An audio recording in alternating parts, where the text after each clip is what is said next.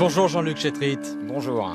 président de Carat France. Donc Carat est un des leaders mondiaux en conseil média. Pour dire les choses plus simplement, vous conseillez notamment les marques sur leurs investissements publicitaires. France 3 veut remettre de la pub après 20 heures sur certaines antennes régionales. La télévision publique vient de l'annoncer, elle dit qu'elle en a tout simplement besoin. Ça va si mal que ça? Alors, c'est vrai que la situation des chaînes de télévision, et en particulier de France Télévisions Publicité, est assez difficile dans un contexte d'investissement publicitaire des grandes marques qui a plutôt tendance à baisser cette année, et ça sera la 3e année consécutive de baisse. D'où la nécessité pour France Télévisions d'arriver à trouver de nouveaux moyens financiers. Et les chaînes... Oui, puis elle peut de moins en moins compter sur le financement public aussi, hein. Absolument. Qui, on le sait, est comptée. Même si la redevance va augmenter de 3 euros dans quelques mois. Elle va légèrement augmenter, mais elle ne suffit pas à financer les contenus. Et l'arrivée de publicité, ce qui est possible, la loi le permettait, locale, à travers des annonceurs locaux sur les chaînes du réseau France 3, est une opportunité d'arriver à combler, mais malheureusement pas suffisamment, puisqu'on parle de quelques dizaines de millions d'euros, alors que les besoins en financement de France Télévisions sont bien plus importants. France Télévisions veut aller plus loin, Jean-Luc Chétrit. Elle veut pouvoir diffuser à nouveau des spots le soir sur toutes les chaînes publiques, y compris les antennes nationales. Depuis 2009, elle n'a plus le droit de le faire. Est-ce que vous souhaitez, vous, qu'on revienne en arrière, qu'on revienne à ce qui existait avant ? Je crois que le marché publicitaire est actuellement extrêmement déstabilisé par l'arrivée, par la fragmentation des audiences, par le nombre de chaînes qui sont actuellement disponibles pour chacun d'entre nous. Et aujourd'hui, le marché publicitaire, malheureusement, ne peut pas accueillir une offre plus large. Et on sait que la perte de la publicité sur France Télévisions, ça a été 500 millions d'euros. Les retrouver aujourd'hui, malheureusement, le marché publicitaire ne les retrouvera pas. Donc je crois que ça n'est pas opportun, dans le moment où on se parle, de relancer cette idée de la télévision après 20 heures. Vous parlez de quel point de vue ? Du point de vue des marques avec qui vous travaillez et qui cherchent des investissements publicitaires, du point de vue de France Télévisions qui dit « nous avons besoin d'argent » ou des chaînes privées qui disent « oh là là, non, si les recettes publicitaires réaugmentent du côté des chaînes publiques, elles vont baisser de notre côté à nous, les privés ». Alors, à nouveau, il faut essayer d'avoir un point de vue sur ce sujet qui soit le plus large, c'est-à-dire de regarder économiquement quelles sont les possibilités du marché publicitaire. Vous savez que le marché publicitaire, aujourd'hui, je vous le disais, il est en baisse depuis 3 ans. Et donc on parle de plusieurs milliards qui sont en train de disparaître de ce marché et qui n'a donc pas la capacité à aller accueillir une nouvelle offre. Alors je vous pose la question autrement, est-ce qu'il y a trop de chaînes de télévision aujourd'hui en France ?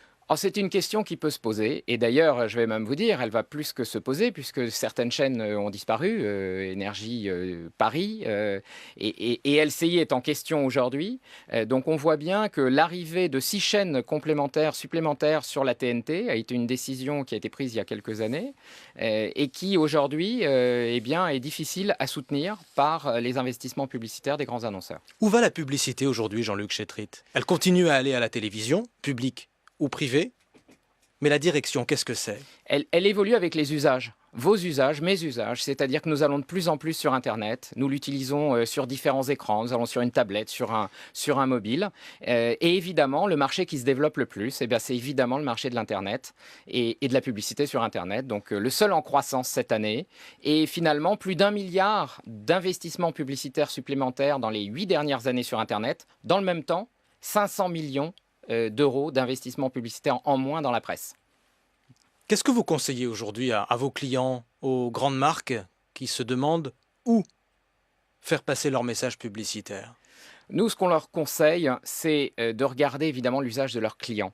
Et quand on est une grande banque, on voit aujourd'hui que 80% des contacts entre vous et votre banque, c'est évidemment par Internet que ça se passe. Donc forcément, il faut suivre l'usage de vos clients.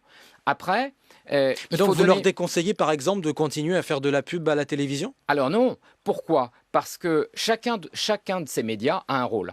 La télévision, c'est exposer un grand public à un message de masse, évidemment, qui va engager, qui va exposer. Et puis, il y a des médias comme les médias numériques, qui vont, eux, permettre l'engagement et donc la conversation, l'interaction. Donc il y a une complémentarité, et on croit beaucoup à la complémentarité des usages entre les médias classiques et les médias numériques.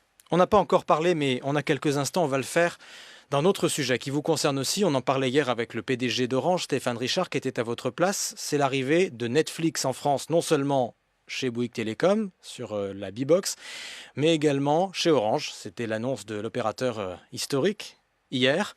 Est-ce que Netflix est finalement la révolution que certains annonçaient dans le monde de la télévision en France? Netflix, je le rappelle, le géant américain qui propose sur abonnement des séries notamment très attendues. Est-ce que ça va tout changer en France, Netflix? Je vais vous dire mon sentiment. Je ne crois pas que dans l'immédiat, Netflix va tout changer. Je pense qu'on en a beaucoup parlé, on en a peut-être trop parlé. Pourquoi? Parce que la France... Ça leur a fait de la pub. Très probablement. Et c'est dommage. Pourquoi? Parce que la France a quelques particularités. L'une d'entre elles, c'est que nous sommes le pays où nous regardons le plus la télévision de façon linéaire. Donc 90% de la télévision Qu'est-ce que que nous ça veut consommons, dire de façon linéaire? Eh bien sur un écran. Et donc, à partir de là, nous avons cette spécificité très française d'être très gros consommateurs de télévision de façon linéaire, mais aussi, nous avons une spécificité, nous avons une régulation qui ne permet pas de diffuser des films avant 36 mois après leur diffusion en salle.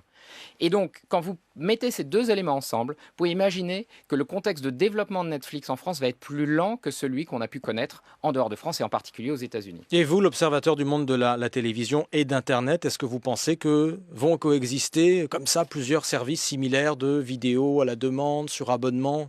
Ça va se développer encore beaucoup? Oui, d'ailleurs, Netflix va arriver d'abord en concurrence avec des acteurs qui existaient, Canal Play de Canal+, qui a déjà 500 000 abonnés, et d'autres qui sont en train de se créer. Numéric Lab l'a annoncé, Orange hier l'a annoncé. Donc, on va avoir un marché de ce qu'on appelle la SVOD, donc l'abonnement. Hein, la VOD. Il y a de la place pour plusieurs acteurs. Il y a de la place pour plusieurs acteurs, absolument. Merci Jean-Luc Chétrit, président de Carat France.